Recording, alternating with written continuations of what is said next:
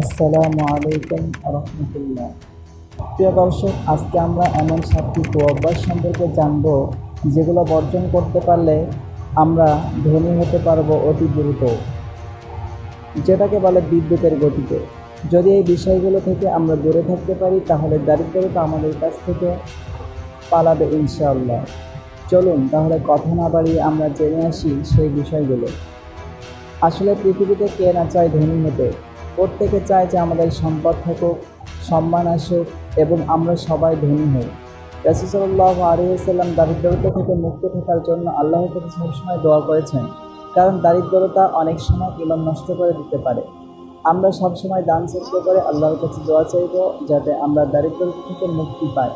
কেননা স্বয়ং রাসূল সাল্লাল্লাহু আলাইহি ওয়াসাল্লাম দারিদ্রতার জন্য আল্লাহর কাছে দোয়া চেয়েছেন, কারণ রাসূল সাল্লাল্লাহু আলাইহি ওয়াসাল্লাম জানতেন অনেক সময় দারিদ্রতা ঈমান নষ্ট করে দিতে পারে।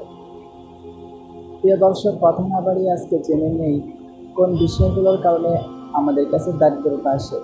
বিভিন্ন মনীষীগণ এই বিষয়গুলো আমাদের কাছে এনে হাজির করেছেন, অতএব এই বিষয়গুলো আমাদের দারিদ্রতার কারণ।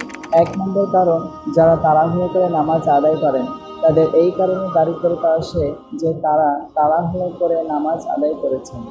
নামাজের সময় মনে রাখবেন আপনি কার সামনে দাঁড়াচ্ছেন? রব্বুল আলামিনের সামনে দাঁড়াচ্ছেন, যিনি আপনার একমাত্র সৃষ্টিকর্তা, রিজিকদাতা, পালনকর্তা, বিপদ আপদ থেকে মুক্তিদানকারী। আপনি আপনার মালিকের সামনে দাঁড়িয়ে তাড়াহুড়ো করছেন, কখনো এই কাজটি করবেন না। দারিদ্রতার অন্যতম কারণ হচ্ছে সালাতে তাড়াহুড়ো করা। 2 নম্বর কারণ, দাঁড়িয়ে পেশাব করা। যাদের এই অভ্যাসটি আছে তারা আজই এটি বর্জন করুন। এটি শয়তানের দেখানো রাস্তা, কোনো মুমিন বান্দার এটি শোভা পায় না। 3 নম্বর কারণ, পেশাবের জায়গায় অজু করা। এটিও একটি আমাদের সমাজে অনেকেই করে থাকে।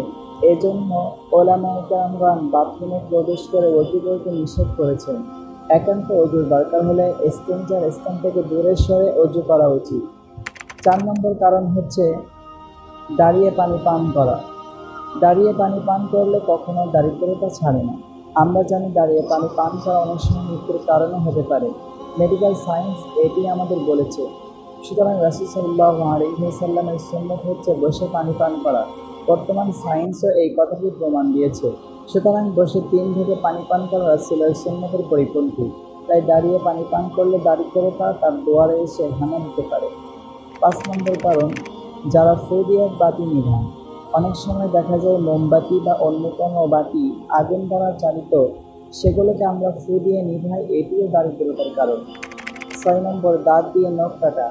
আমাদের অনেকের এই কুঅভ্যাসটি রয়েছে, যারা হাতের নখ দাঁত দিয়ে কাটি।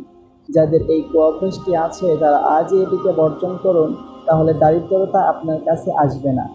যদি এই অভ্যাসটি ত্যাগ না করেন তাহলে দারিদ্রতা আপনার দুয়ারে হানা দিতে পারে। 7 নম্বর কারণ, যারা খাওয়ার পরে পরিহিত বস্ত্র দ্বারা হাত মুখ সাফ করে। একে তো এটি একটি অসামাজিক এবং নোংরা কাজ। এতে করে আপনার বস্ত্র নোংরা হচ্ছে, সাথে সাথে খাবারে থাকা জীবাণু আপনার কাপড়ে থাকছে। রুচিশীল মানুষেরা এটি করে না, কিন্তু তারপরেও যদি কেউ করে থাকেন তাহলে এই বদ অভ্যাসটি ত্যাগ করবেন। খাবারের পরে গায়ে পরিহিত কোনো বস্ত্র দিয়ে মুখ হাত মুছবেন না। এই অভ্যাসটির জন্য দারিদ্রতা আমাদের মাথায় ভর করে বসে, তাই এটিকে অবশ্যই ত্যাগ করতে হবে। সুপ্রিয় দর্শক বন্ধুরা, এই 7টি বিষয় আপনারা ত্যাগ করুন, দারিদ্রতা আপনাদের কাছে আসবে না ইনশাআল্লাহ। ভিডিওটি ভালো লাগলে আমাদের চ্যানেলটি সাবস্ক্রাইব করে পাশে থাকা বেল আইকনটি অন করে দিন।